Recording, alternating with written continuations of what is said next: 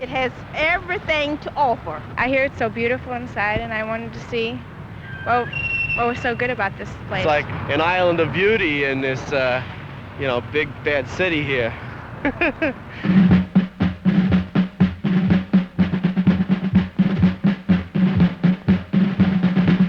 Terrific. Real good, nice.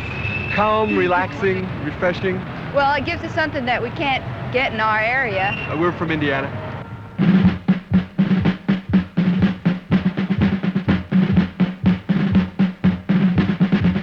Oh yes, of course. There are so many things which are interesting, and it's a good change from the regular day work. I just find them very stimulating, very interesting. It's a very nice way to spend a lunch break.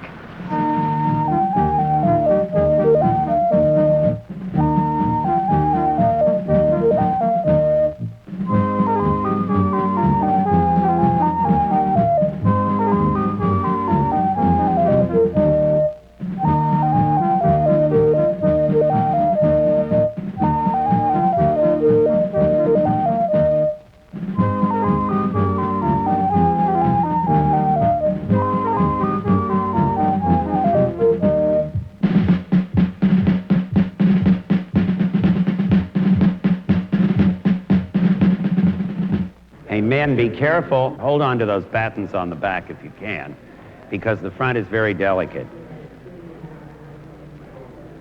That's the heaviest picture we've hung high. The number one thing is to keep the permanent collection going and maintain the holdings of the museum. Then there is the whole aspect of acquisition and acquiring new things for the collection. And of course, the highly important aspect, particularly in the Art Institute of Chicago, which is so active, of temporary exhibitions. Monier, when you take that painting, be careful, because it's not only the hook that Ray just showed, but there's also a stick sticking out on the left. Most basically, I think a museum is meant to house objects safely and have them available for view to the public. Yeah, the Impressionists are now start, I think. We do go to museum to discover life, which I think is marvelous. We do go there to look at witnesses of certain periods, of certain times. I mean, art is never innocent, you know. It's a metaphor. It's always about something else. And it is that something else that we really want to know, because we are not really interested in forms, shapes, and colors. We are really interested in knowing what these forms, shapes, and colors mean. This kind of art poses the same problem with the public as any other section of art. The public, the visitor, simply has to be willing to let himself go with the work of art, to let his spirit, so to speak, fly, and let his eye concentrate to establish a connection between the work of art and himself. To the extent that he does this, it will have a meaning, and he will know whether it is telling him something good or something, or failing to tell him something. 72 inches down from the bottom of the cornice.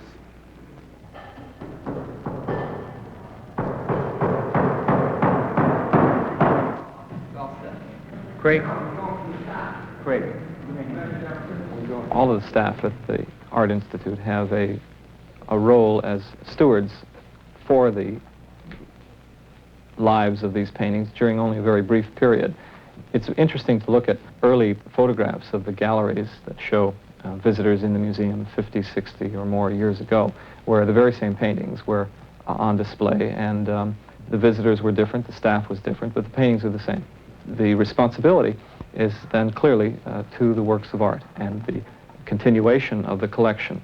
One of the most important responsibilities that we have in the conservation department is the daily rounds that we make in the galleries, where we keep a close watch on pictures that we have treated and pictures that perhaps may need treatment sometime in the future.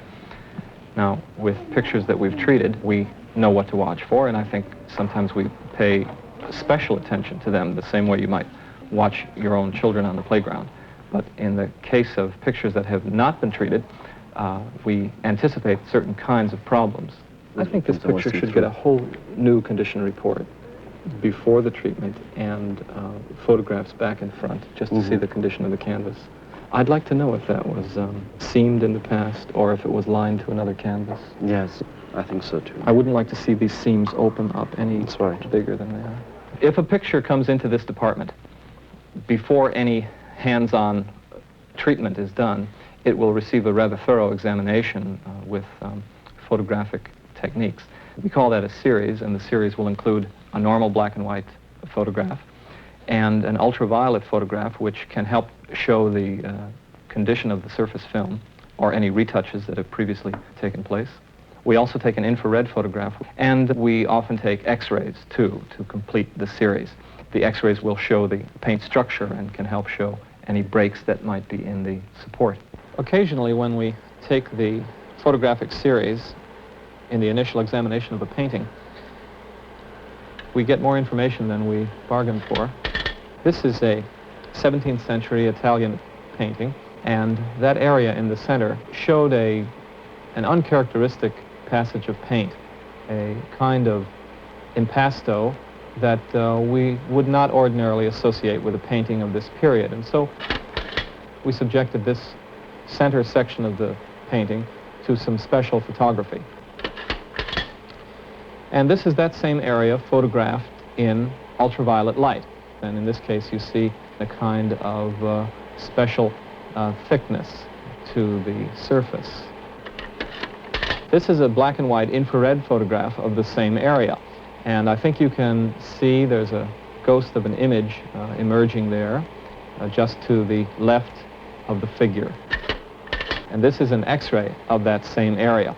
And here it's clear that there is another figure. And it seems that the figure has been painted out. Now, rather than immediately remove that overpaint, we decided to test the paint above it and see if it corresponded to the age of the original. Paint samples are removed from the surface of the painting by the use of a scalpel and then transferred on a covered glass slide to the polarizing microscope, where an examination of the physical and optical properties can be made. The microscope magnifies the particles up to 1,200 times, and references can be made with known samples that we have in our collection. This sample of the overpaint contains chrome yellow, a pigment that was not available to artists until about 1820. And so we then decided to remove the overpaint, and here you see where the paint was removed in the lower section. You see the foot of the angel emerging. And this is the angel completely revealed as you see the painting now on view. In the surface of the canvas. And so by emphasizing a cluster of figures in the back and having this steep angle, that tends to throw things somewhat forward. Often you see that Lautrec never shows the audience, or seldom shows the audience in any of the circus pictures or in some of the theater things, because he is primarily interested in the individuals, and especially the performers. He's also included a self-portrait. In other words, that idea of involving himself into the scene, and he's shown walking through the Moulin Rouge with a cousin who was a physician. Can anyone tell what that is? It is a ribbon off of her hat. Okay. Yes. All the objects which are under my responsibility are inanimate. They have no life whatsoever anymore. And my role is really to give them a new life, and a different one. And I find that terribly exciting. That is what exhibitions, special exhibitions, are all about. That's what special displays are all about, and so on. To put the works of art which are now in our possession, in our museum, in a different context, and to really give them a new life. I've got a different problem. Most of my material was meant to be seen in action, in performance, in costume, in drama, with music and special effects. And therefore, I am pulling it completely out of not only cultural context, as everything in the building is pulled out of cultural context, but I'm moving it out of a very important dramatical context, which its artists originally intended it to be presented in. It would be certainly far easier if I could take people with me and go, for example, to Southeast Asia and have them follow me, climb up to the top of Borobudur and see the kind of sense of grandeur from that great stupa at the top. And if you could take people along to see these relief sculptures, or see the use of a figure within a grotto or a sanctuary area within the complex, it would make it far easier, of course, than trying to present it in a prosaic four-walled gallery that has only two openings, and those are doors. You know. Give some interest to these spaces, which are really very simple. And I think for a show like Toulouse Lautrec, the paintings are the main feature. You know, basically, I mean, I never know what to do with small galleries. Either put very small pictures in them, or else put one big one, and that's it. When I will be doing the Toulouse Lautrec exhibition, I would be borrowing from other collections, private and public. And then you have to install the exhibition, and I'd like to work with someone and share my ideas with him, and try to see how we can accommodate our space to the exhibition which is coming up. Some of these larger spaces where you want the people to go in sort of a dome shape, in one way and out, could be maybe subdivided with a low railing so that you don't destroy the space and you still see at distances, but keep the people from going from one side to the other. Yeah. And I think that if we work with a good designer who understands what the thing is all about, who understands the kind of works we are showing, the idea behind the exhibition, the themes which are presenting, and so on, then that makes our lives easier, I think. I'm just worried. Your idea of opening up the doorways is very interesting because, you know, it would take the flow better, but I'd have to find out structurally what that involves. Like, so, say these were made wider. Yeah. Because, I mean, if we anticipate 500,000 visitors or something like that, a lot of people come to the museum and look at everything, and rather carefully, I think. And it's very surprising to see that a large part of our public does not necessarily respond to our most famous paintings. You would expect everybody to come here to say that, you know, the Grand Jade is the thing they prefer, or something like that, because it's our most famous painting, certainly. But then sometimes the people will pick up a teeny tiny Dutch still life and will really get off on it and say that it's the best thing they've ever seen in their lives. And I find the enthusiasm extremely interesting and extremely revealing of the attitude of the public. Certainly, there's a misconception that most museums' storerooms are glutted full and that the public doesn't get to see much of what we have. Basically, and certainly it's true in my department, the only time or area in which this occurs are things that should never be seen consistently or continuously. I'm talking in terms of prints or fabrics, textiles. These things have a great tendency to fade or deteriorate from exposure. That's the first problem, is that some paper and a lot of prints that exist are self-destructing. We're going to work on a Steinlen, which is a 19th century French lithograph that is on that kind of paper. In other words, it was a poster that was just made for kind of everyday use, not as a high art product, so it wasn't made on good paper. And this paper, in combination with light effects, air pollution, the storage that it's been in for the past 70 to 90 years, has resulted in a print that's extremely fragile. You know, as I'm looking at this, we're going to have a lot of tears. Mm-hmm. I'm seeing them, and I can't tell if they were laid down or they're just, I think it's a lot of breaks from storage. Yeah. Because a number of the others that were in this row were broken in the same way. Yeah. Well, at least this one doesn't have water damage like the other. But the things that we put into pieces can be taken out of them. Everything that we do is reversible. As opposed to commercial restoration. There's a big difference. In other words, what we are primarily concerned with is the health of the sheet, the piece of art. Do you know what I mean? We don't have to sell anything, but we have, I think, more respect for the integrity of the artist. In other words, we don't try to replicate what the artist has done or put anything in it that wasn't there. Yesterday, and the adhesive is really pretty desiccated, so all we have to do is peel and support as we go, and I think it should be fine. Yeah. And then once we get the support off, all we're going to have is the paper back. This looks like it will be a simple problem for a change. Yeah, that would be nice. The piece that we're working with here, the Steinlen poster, has two supports on it which are potentially dangerous to the piece, and we will begin to remove the supports from the sheet. One of them will be taken off dry and the other one in a water bath to that edge.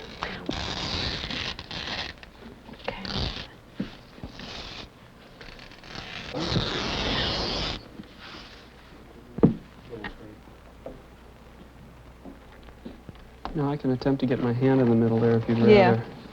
Oh, it'll be fine. That's good.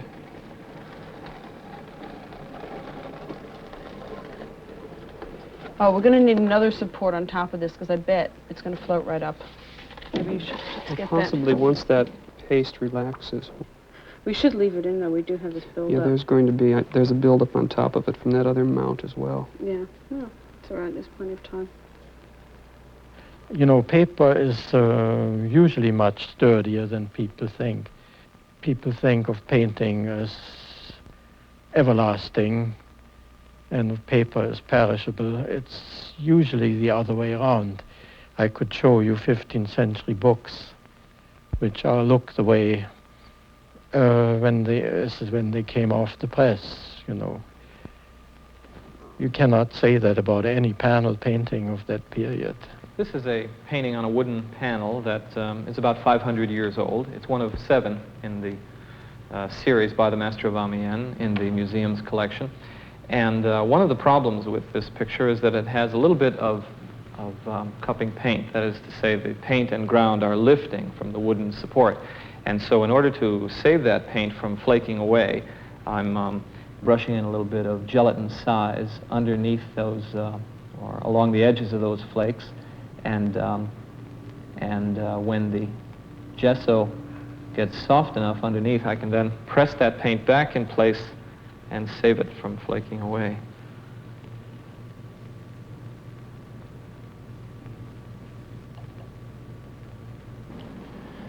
This is an oil painting on canvas. Actually, it's a portrait of Junius Brutus Booth, the brother of John Wilkes Booth, who killed Lincoln. What's happened here, the canvas has become weak, so that the paint, due to the movement of the canvas, is cracked, has developed cleavage and buckling, and small bits of it have already fallen out. In order to correct this, we'll have to take off the old relining canvas and put on a new one. But prior to that lining, the discolored surface film is being removed, and as you can see, it makes a rather dramatic difference because the colors, of course, are brighter. I think that's obvious, and also the forms are going to be more sculptural and more closer to the original concept that the artist had.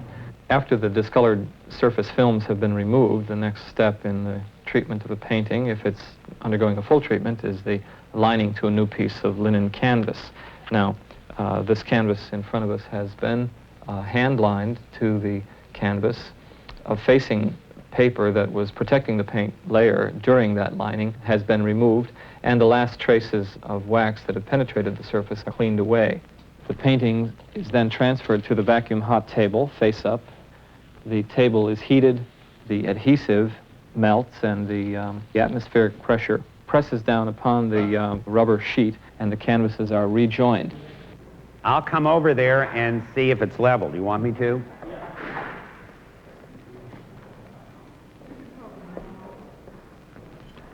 Michael, move to the right. I think it should come down a hair on the right. How far over? The only measurement we have is 80 inches from the left-hand side of the can right. The most important thing is how one painting relates to another.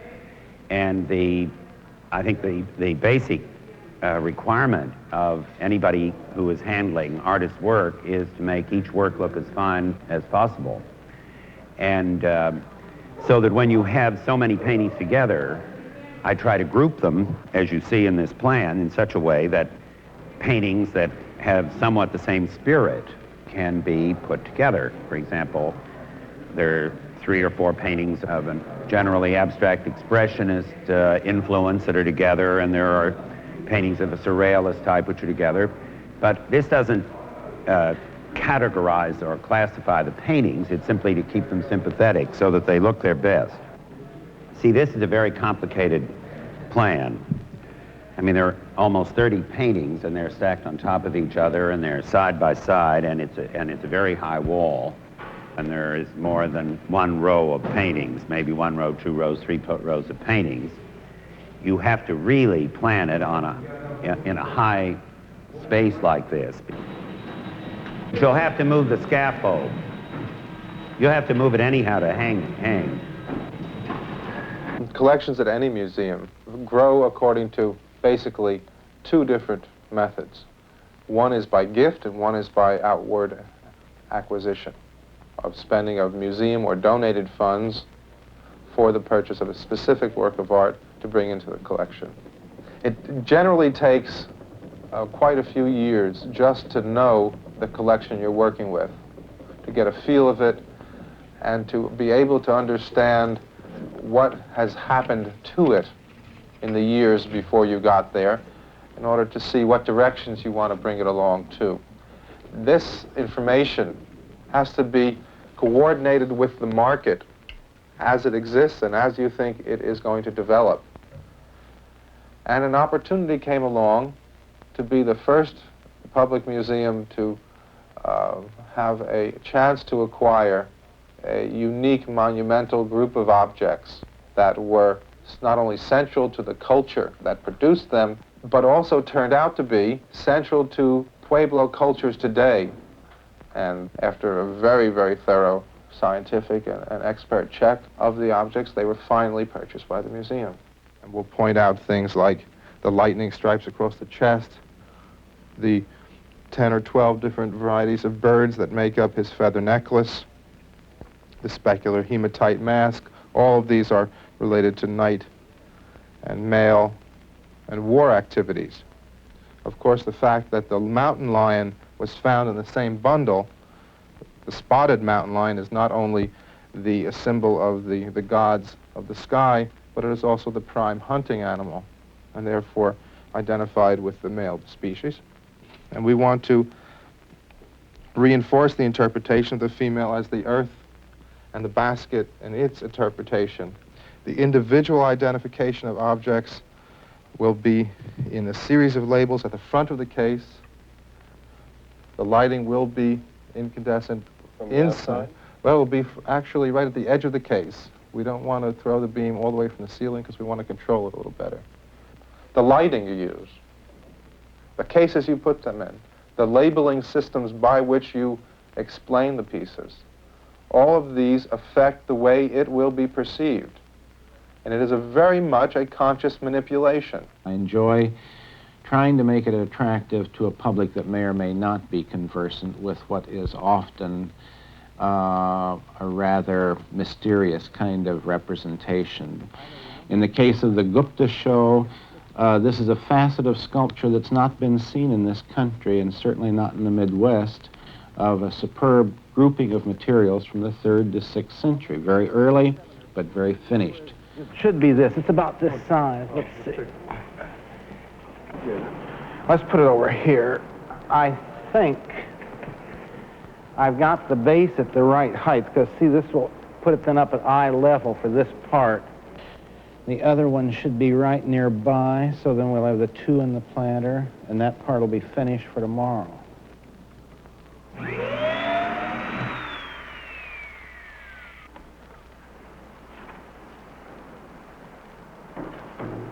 think we better raise this up with these slots still in here. Let me go on here. Yeah. Okay, just walk here. Watch your fingers. This kind of an exhibition poses all sorts of problems and interesting challenges on its own. In my case, for example, I have the advantage of quite a large exhibition space in which to show the material. Right position, and the others we can jockey around. Yeah. Okay, come hold it. All right, come up.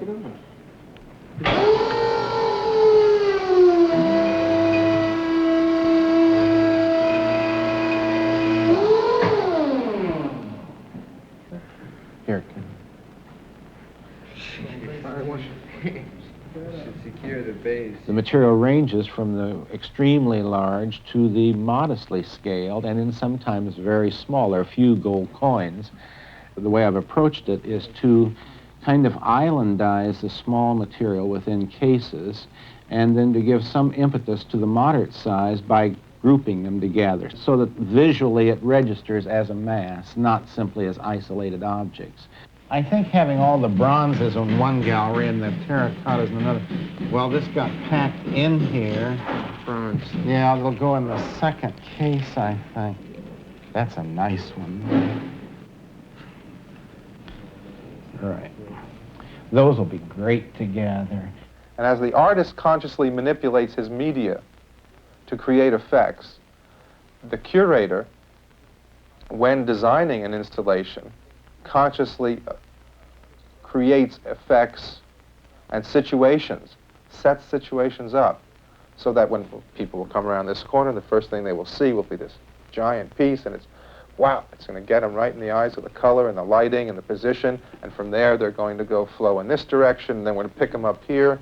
It's like you all making a movie. You got it. That's going to have to be shimmed a little bit because that's rocky. There's going to be a vitrine over this one, but I still feel better if it's got a little wedge, yeah. The way it is presented, the way it is displayed should make some kind of sense, so the people who are coming to see it, even if they don't have any kind of art historical background, can understand something about art, or about history, all about art history, all about societies of the past, and so on. And that is, I think, my responsibility, at least, toward the public. And I hope that the public reacts the same way I do. And maybe for the public, it's not such a big drama if I put the Poussin in one gallery or another. But if I do, there's always a reason for it. And I hope that I'm always trying to improve on the display of the collection. And I'm not saying that I'm always succeeding, but that's what we're trying to do.